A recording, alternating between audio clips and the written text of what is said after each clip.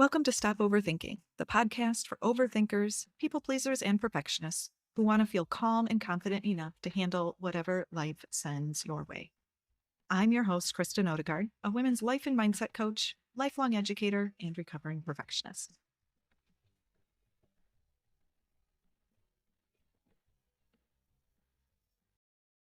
Hey, welcome back to the Stop Overthinking podcast.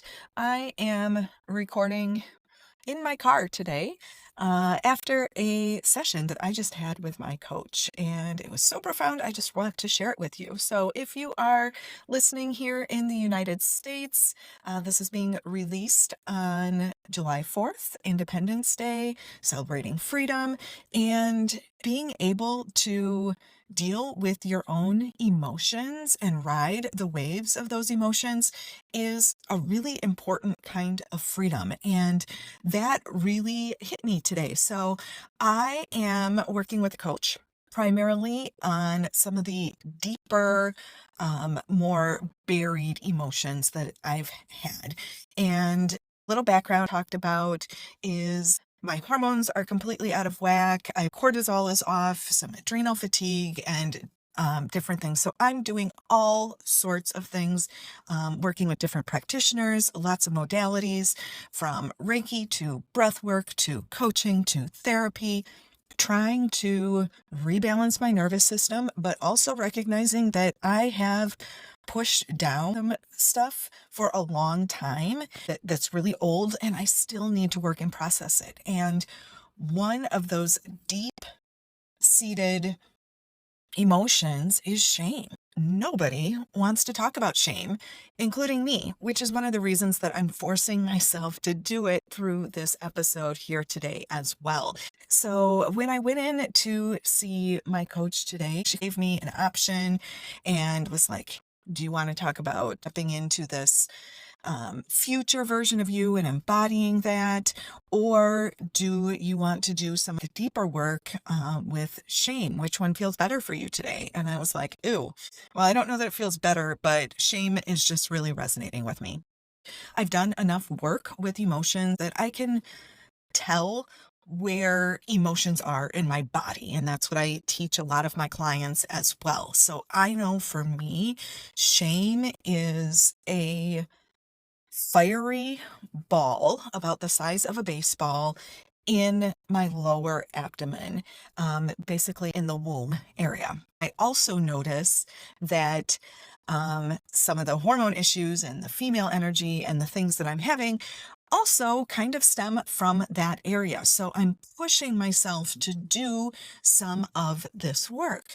And so I started, and I'm just talking about this process because we all have it. And because we don't talk about it, because it gets buried, it also festers. So we started with some grounding techniques and then just kind of getting me into my, physical body and out of my head. And then I did some writing in terms of like, what is my shame story? And as I'm writing this down and I'm feeling this burning fiery ball in the pit of my stomach and things are just kind of churning, I'm writing this and I'm recognizing there are a couple themes that come up with shame, and in this particular moment, some of it was still working through the betrayal issues that I had as my marriage ended, and what that did to my self-esteem, how I felt as a woman, to basically being told, hey, you're not good enough, and my husband was having a relationship with another person. So there's a lot of anger and a lot of crap that is buried around that, that is also shameful because it's like, what's wrong with me? Logically, I know that isn't true, but this is my shame story, right? There is also these other parts that are just old, that are childhood shame, but also can still have, questions all about, am I good enough? And what I recognized as I was writing this, and I wrote a couple of times, like, shame is keeping me stuck. It's keeping me small. And that I'm ready to finally let go of some of the pieces of this story. Because I think there were parts of me that somehow, if I just held on to this, whether it was anger from how my marriage ended or the betrayal or the rejection, some of that kind of stuff, like if I held on to it, maybe it was righteous indignation, who knows? But I'm ready to release some of those things. So we did some different embodiment work in terms of going into my body, feeling this. When did it first start coming up?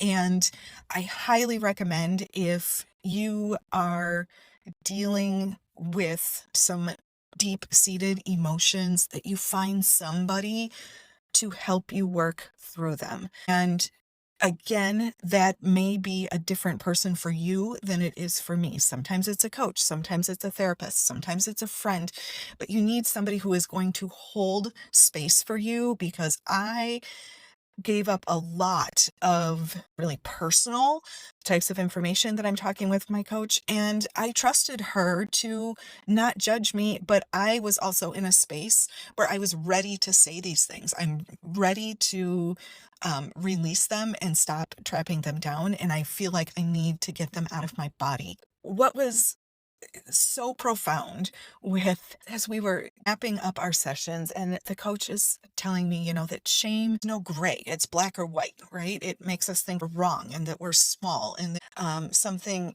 inherently problematic with us. And you know what? Those are all thoughts. And I have talked so often that thoughts are not facts. And she said this to me, and in my head, like, I'm laughing. I'm like, are you kidding me? The thoughts aren't facts. Because I have said this, I believe it. It hadn't reached me in the context of shame. It wasn't the right time. It hadn't landed right. Whatever it is, that today I was really able to embrace and understand that shame thoughts are just thoughts. They aren't facts. I have believed them for a really long time. I could give lots of reasons about why they are there, but the reality is they are just thoughts.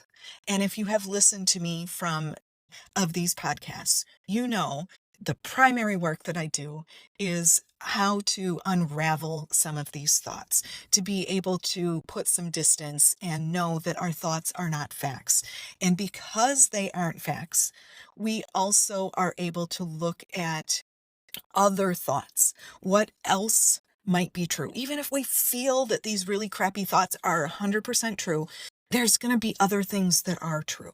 And so we are able to expand. So my fiery ball of shame, we were finishing the session and talking about them being thoughts and that they're not true. It was expanding, but it was less dense and it wasn't as heavy. It was almost like embers kind of blowing away in the wind.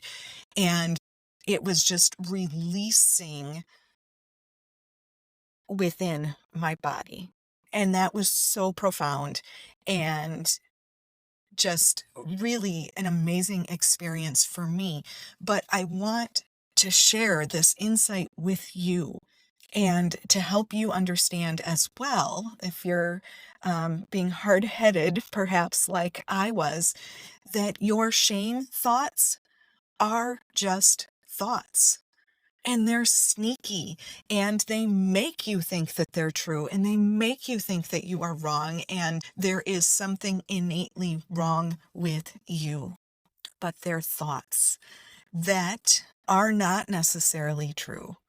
And there are other options. You can expand that beyond the tunnel vision of this being the only way to think, to expand. And that's what I felt was like expansion. There are other possibilities. There are other ways to think about this.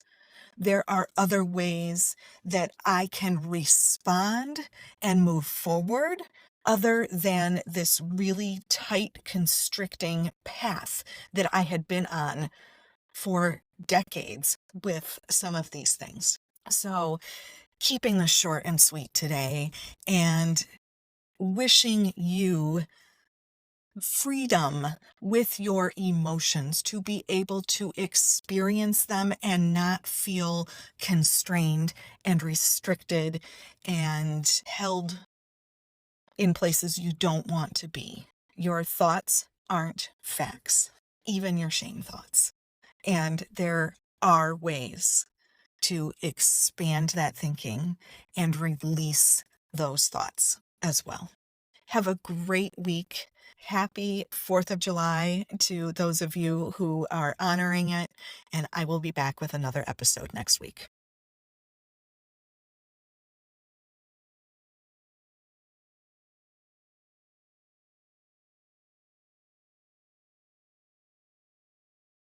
Thank you for listening to the Stop Overthinking podcast with Kristen. If you enjoyed this episode, please share it with someone else who would benefit from the message. To learn more about working with me and links to social media and free resources, head over to my website, coachwithkristen.com. That's Kristen spelled Kristen. Be sure to subscribe to the podcast so you don't miss future episodes. Have a great week.